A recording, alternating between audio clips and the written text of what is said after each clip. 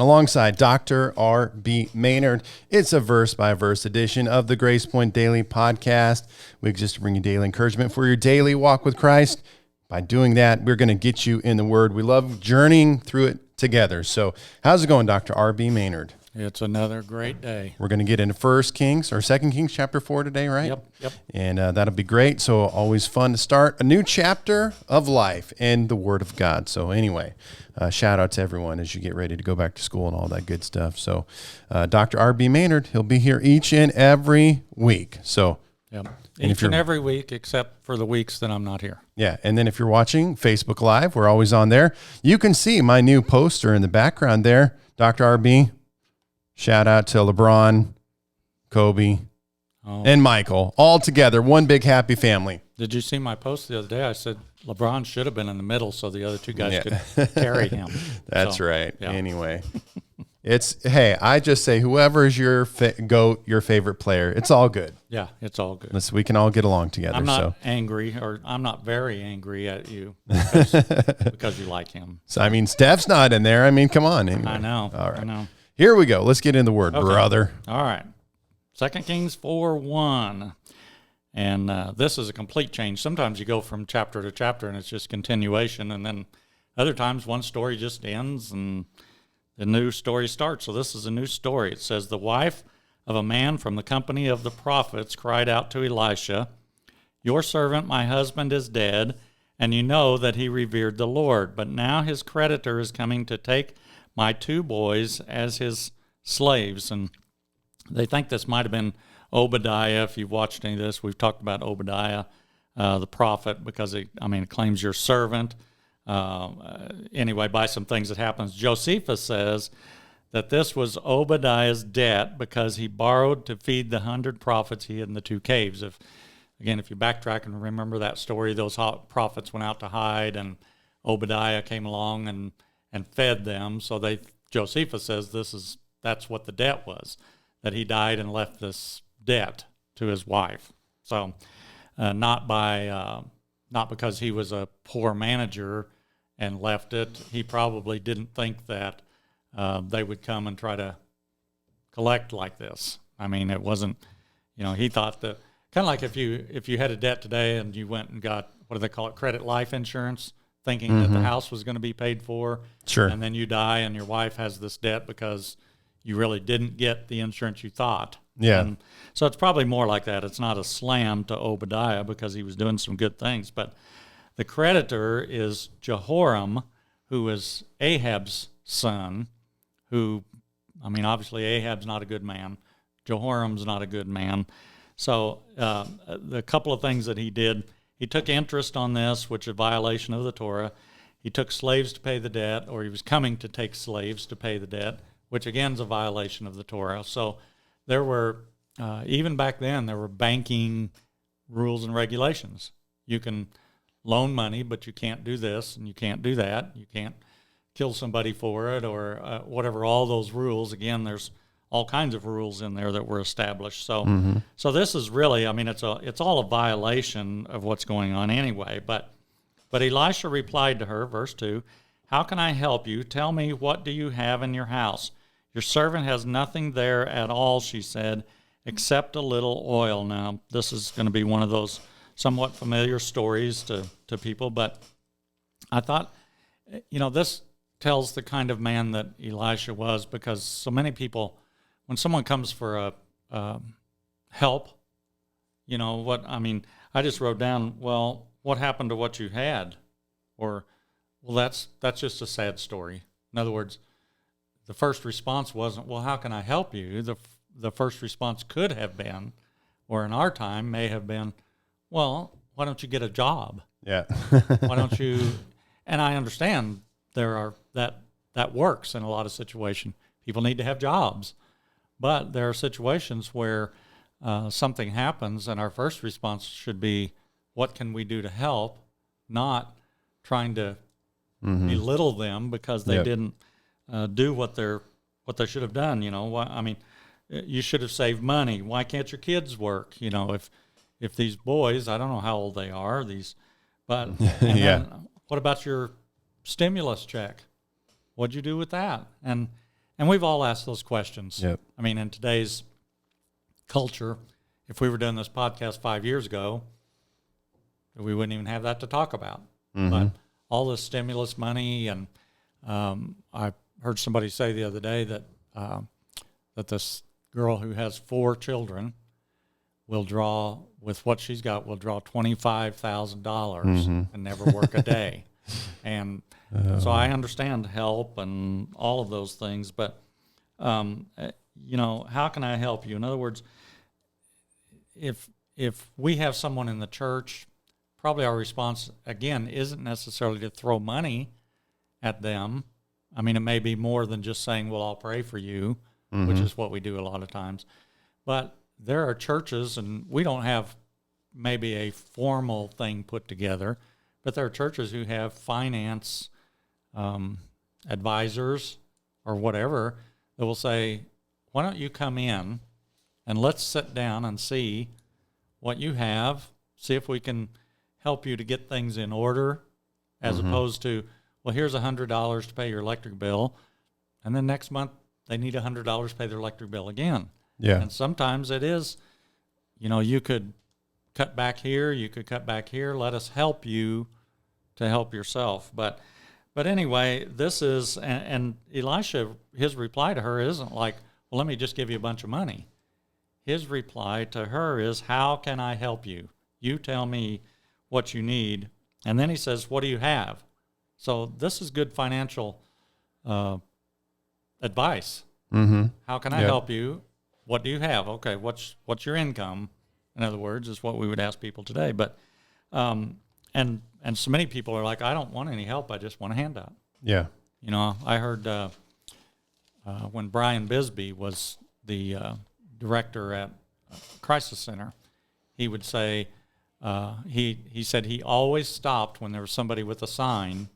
He would always stop, you know, and they say, hungry, or we'll work for food, and he said, I stop every time and tell them that I can drive them to the Crisis Center and get them a bag of groceries or whatever. And they're like, no, you know, they want the money. They don't want the help. So I'm not saying that about everybody that's out there. But, sure, yeah. But 4:3, Elisha said, go around and ask all your neighbors for empty jars. Don't ask for just a few. Then go inside, shut the door behind you and your sons, pour oil into all the jars, and as each is filled up, put it to one side. In the widow at Zarephath, she had oil in basically one jar that never ran out. This is a matter of getting multiple jars. In other words, you're going to collect so much, but it's going to be enough. And this is, I heard somebody say one time, they were talking about God being the creator. And they'll say things like, God, you know, I mean, obviously God made everything, but they'll say, this guy created this new car, or this guy created this new computer chip, or whatever. He didn't create anything. He made something out of what God made. Yeah. So there are no new creations, but in this sense, it is a new creation. There's nothing there, and he's putting something there that was not there. It's not like he made her money go a little further or whatever. So this is a miracle that's somewhat like creation. And it's another one of those miracles that, and Jesus did this many times. He said, we're going to do this, but don't tell anybody. It was not about, we were talking this morning about making a show of things, that sometimes it gets to be to the point where it's just about a show. So Elisha here is not like, gather up all your neighbors and bring them down to the town square, and you're going to see something like you've never seen before. This is an individual miracle for her and for her sons. It has nothing to do with, look how great of a prophet that I am. Look how great God uses me for miracles. There's nothing to brag about. This is just provision from the Lord. Let me help you without any knowledge. I've heard it explained many times when it says, you know, when you go around and brag about what you've done, the Bible says you have your reward. So if I come to you and say, hey, Pastor, I gave Joe Blow $1,000 the other day to help with his, and you give me that pat on, wow, good job, Rick. Then it says you have your reward. So in other words, it limits God on the blessings he can give you because you've got your blessing from man. Mm-hmm. And I think these are good examples of how it has nothing to do with that. It's simply God is going to provide for you, has nothing to do with anyone else. Obviously, we're reading the story today, but it's still not a story about praising Elisha. It's a story about his obedience and her obedience to listen to him. Mm-hmm. Yep. 4 and 5 says, she left him and afterwards shut the door behind her and her sons. They brought the jars to her, and she kept pouring. When all the jars were full, she said to her son, bring me another one. But he replied, there's not a jar left. Then the oil stopped flowing. I don't know why God did it like this. We always say, well, couldn't God have just put the check in the mail? And, she went to her mailbox and opened it up, and there was a check that was going to provide. This is that faith. God requires us to do something. And I know there's been a lot of scams out there where some evangelist prayed for somebody, and then he says, get up out of that chair, and they get up and walk across they were walking before. I mean, it wasn't, but it's about a show, but there are times when God does do something, and you can't just say, well, God healed me and never get out of the chair, Mm-hmm. Yep. And so for these things, it's faith and action, and James says faith without works is dead. If you're not going to have the faith that you, there's some benefit from that other than just your own personal benefit. Yeah.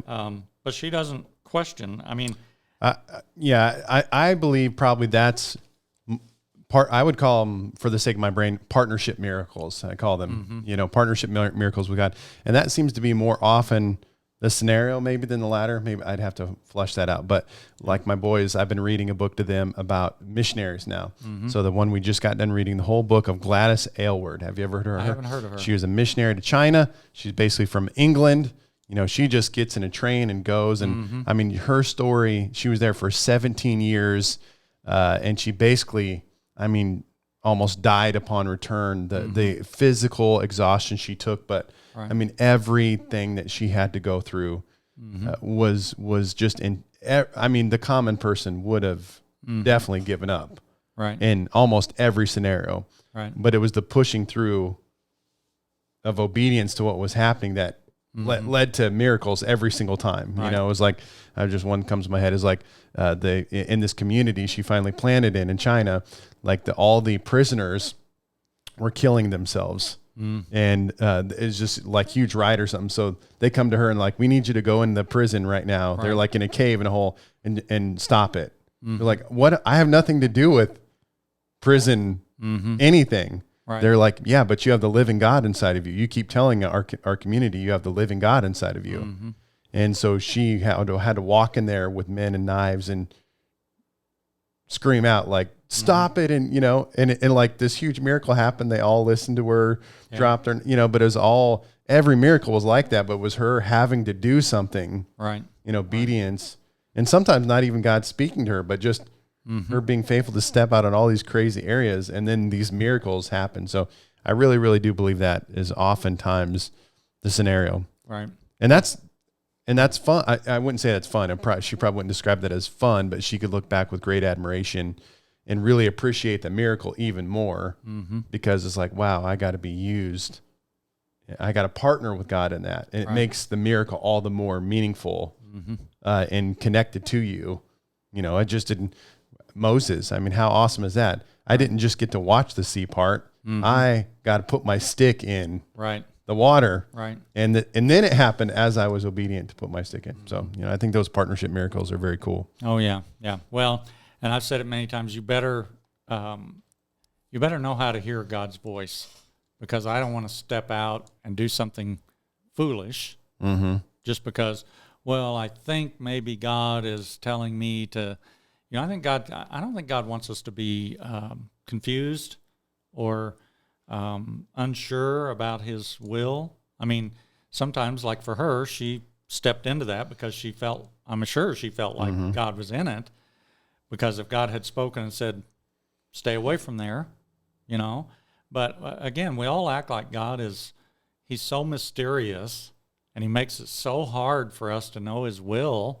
Yeah. And we got to, I mean, I'm for fasting and praying, but sometimes if we go overboard thinking that God's going to just shake his head, oh, I told you not to do that. You shouldn't have done that. Well, I don't remember you telling me that. You know, it's like, I think God can be very straightforward. I mean, he can tell us, you know, and for her in this situation too, she's not saying, this is not doubt on her part. I mean, she's not, you know, hey, bring me another jar. This is really awesome. We're going to be rich. You know, this was just obedience on her part. Bring all the jars that we have, and I don't know whether she told the neighbors. I don't know if the kids told the neighbors what was going on or what happened. But this is just one of those scenarios that she just did she asked for help, but then she was willing to do what, and that's the thing. Just like offering somebody groceries. No, never. I want the money.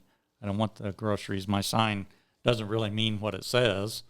I just need some money. You know, for whatever. We won't get into all that. But 4:7, she went out and told the man of God, and he said, go sell the oil and pay your debts.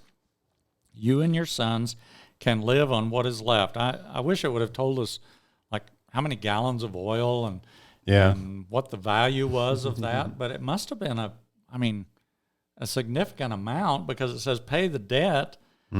And you and your sons can live on what is left. I mean, for how long? I mean, did they live the rest of their life on the money that they got from that oil? I don't know how that worked, but, I wonder if she didn't go running out there like,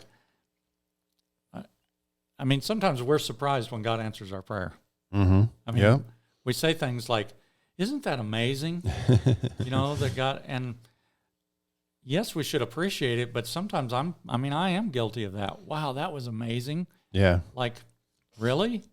That it was amazing that God answered that prayer? But we have that feeling sometimes that, hey, look, Elisha, it really did happen. Yeah. Can you believe it? I mean, and so Elisha's instruction was go, sell, pay your debt, and then there'll be plenty left over.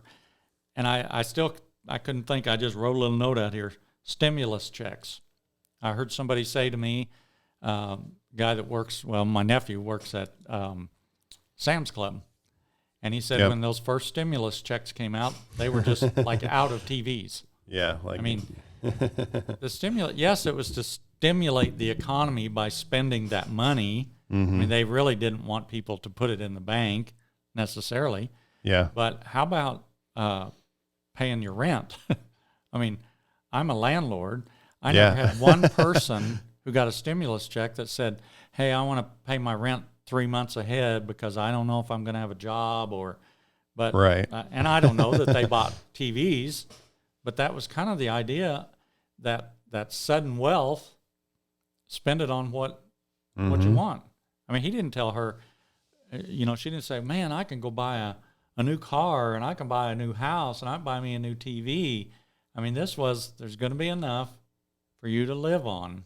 You and your sons are not going to die. And so, those go, sell, pay your debts, and there's plenty left over is a pretty good, pretty good advice to anybody struggling financially. Yeah. Pay your debts. And I've said this many times, and I have to be careful because I'm not judgmental at all because I don't know people's circumstances. But there are people who filed bankruptcy, and some of them many times over. They file, they get themselves in trouble again. They file, they get themselves in trouble. Over and over. It's a way of life. Well, and honestly, if you think about that, if you're a crook, it would be a pretty good plan to say, I'm just going to go have all this debt, and then when they start calling it due, I'll just file bankruptcy. I won't owe it anymore. I can move on and do it again.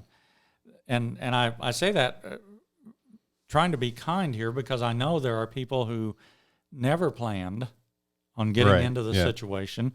There were circumstances that were beyond their control, illnesses, job situations. Mm-hmm. There are lots of people who filed for bankruptcy that it was totally legitimate. So Yes. don't don't miss. I have friends who filed bankruptcy, and after that, they were great people. They were great people financially. They never filed again. So I understand that. I hope people understand, if you're listening, what I'm saying here. There are people who use it as a way to not pay debts. Right. That's what I'm saying. And some as a business tactic as well. Right. And I've had renters over. I mean, I bought my first rental house in 1986, so I've had all these rental houses, and in all that time, I mean, obviously, I've had people leave who owed me money, Mm-hmm. and in all that time, I had one person who called me up and said, "Listen, when we left, we owed you money, and we want to make that right." And I don't know what their motivation. Maybe they were trying to buy a house and they had to clear up old debt. I mean, I never did get a letter asking for a recommendation for them. So Mm-hmm. I don't know what prompted that, but they came. I said, well, it was whatever, $900 and some. And they showed up on my doorstep and counted out $900 and some, whatever it was. But in all these years, one person has done that. So it's that Yeah. the people who feel release, who don't feel like they owe it anymore because it's in the past. And so anyway, for her, this was good advice of how to handle this situation. Go sell, pay your debts, and then there'll be plenty left over. Might be in our generation, go sell, pay your tithes, and you'll have enough, Mm-hmm. out of this. But 4:8, one day Elisha went to Shunem, and a well-to-do woman was there and urged him to stay for a meal. So whenever he came by, he stopped there to eat. I love these moments of, we like to say, it just so happened, like it was just, sure was lucky that he went by that day, and, that God didn't have any direction, or, it says the steps of a righteous man are ordered. Well, he can put you in the right place at the right time, or like you were talking last night and Wednesday night, we can go to the wrong place. Mm-hmm. We can be in the wrong environment and put ourselves in those situations. Location. There you Location. go. That's a real estate term. I should have worn my Charles Burt real estate shirt this morning. But it just so happened, we don't know who this was. It just says, the King James says, a great woman.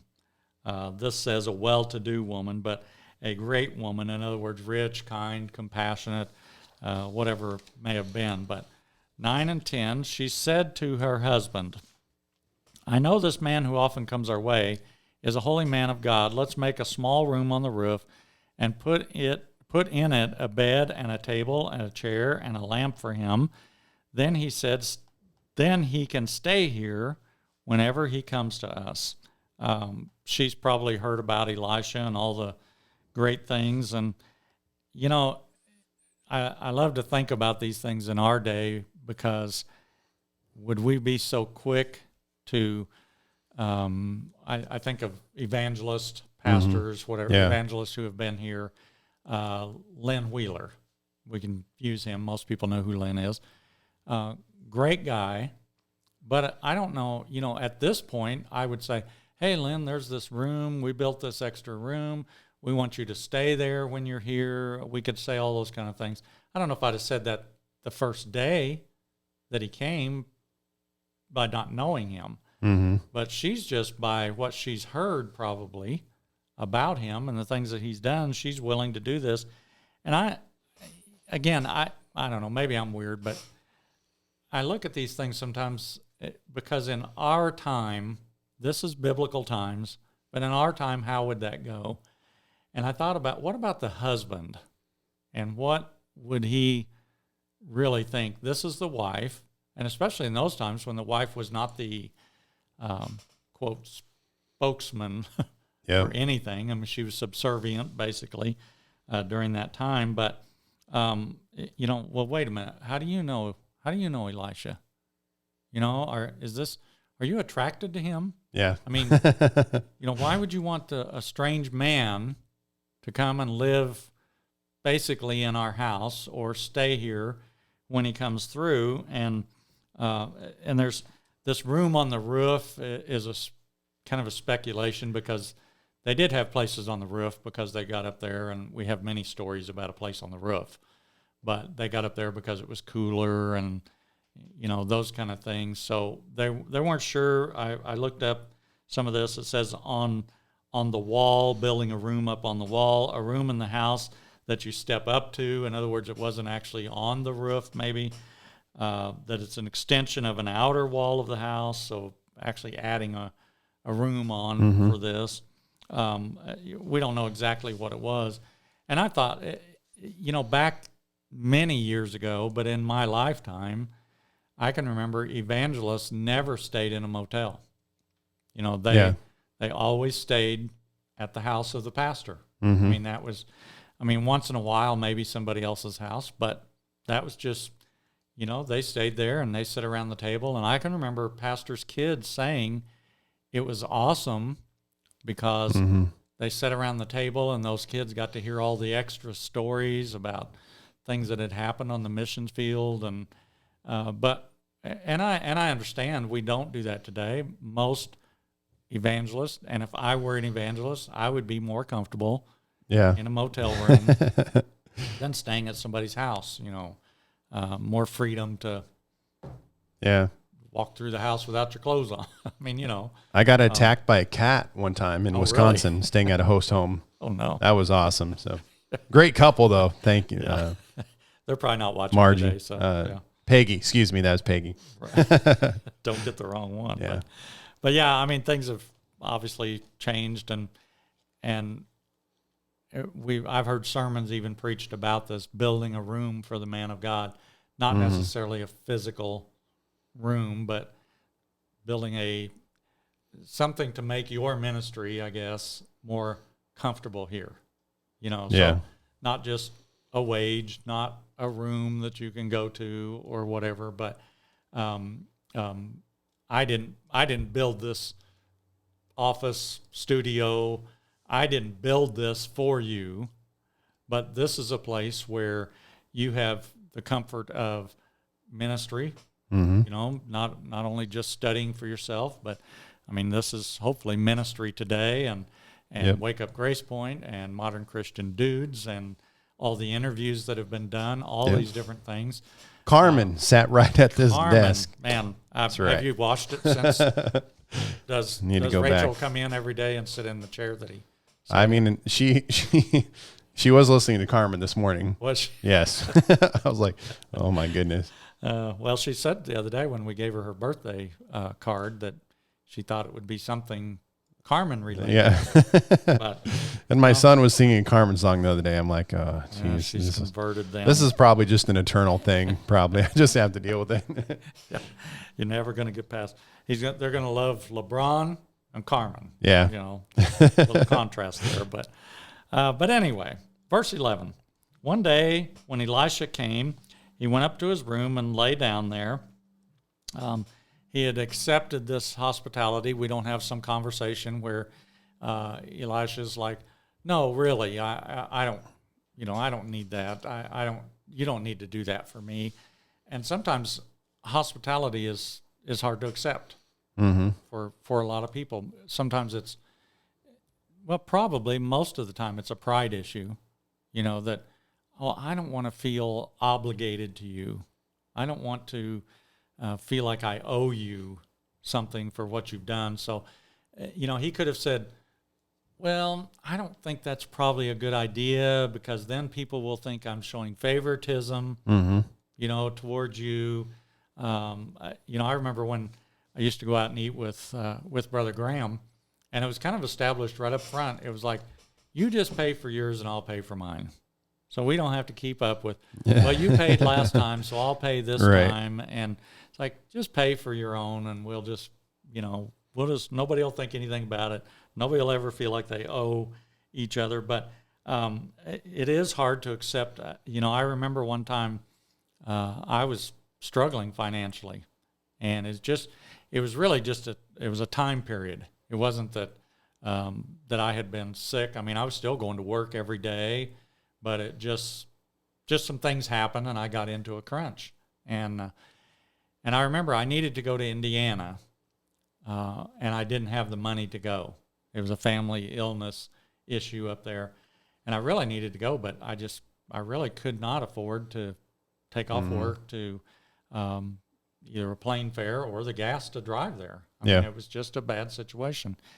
And I remember one of the board members knocked on my door, and I was there by myself, and handed me a check. And he said, you know, the board, this is when I wasn't on the board, but he said the board wanted to do this for you.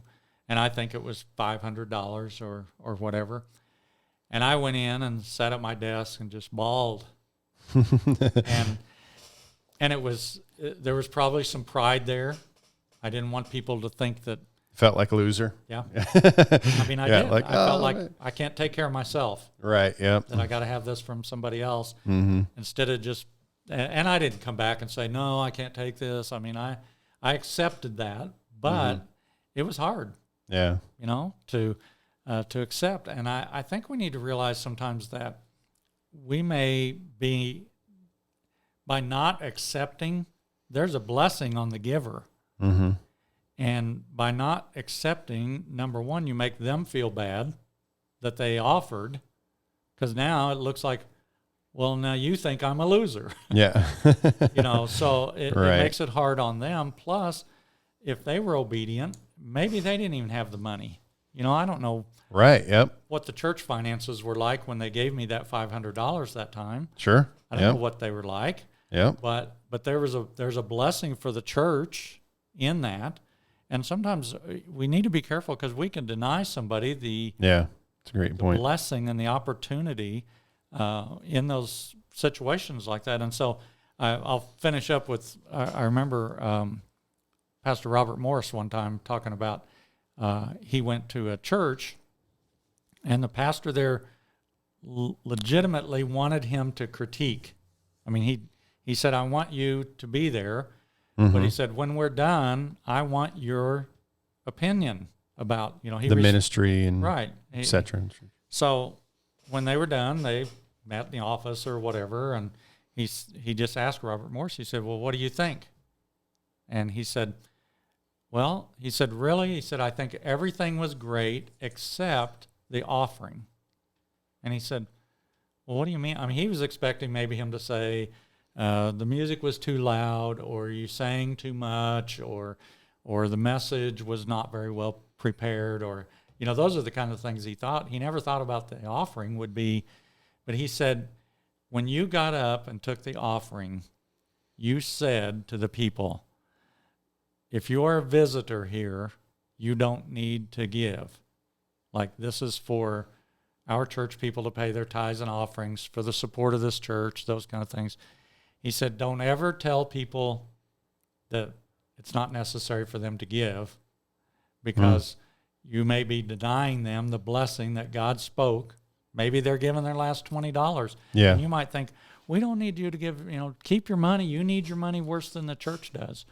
But his take on it was God's blessing in giving and providing and those things, that maybe you denied somebody the opportunity to be blessed. Could be the one step of faith to unlock right. what God's really trying to do in their life. Right. So anyway, I'll finish with that today. Yeah, But you'll see that link right there. Yeah, GracePointAG.org. You can give online. There you if go. you'd like to. We won't deny your gift today. Yeah. So we'll finish there. Yes. Great. Grace Point Daily Podcast. We're in the Word of God. And so join us each and every week. We really appreciate it. We'll talk to you guys next time. Like, share, subscribe, all that good stuff. Thanks, guys. I appreciate it.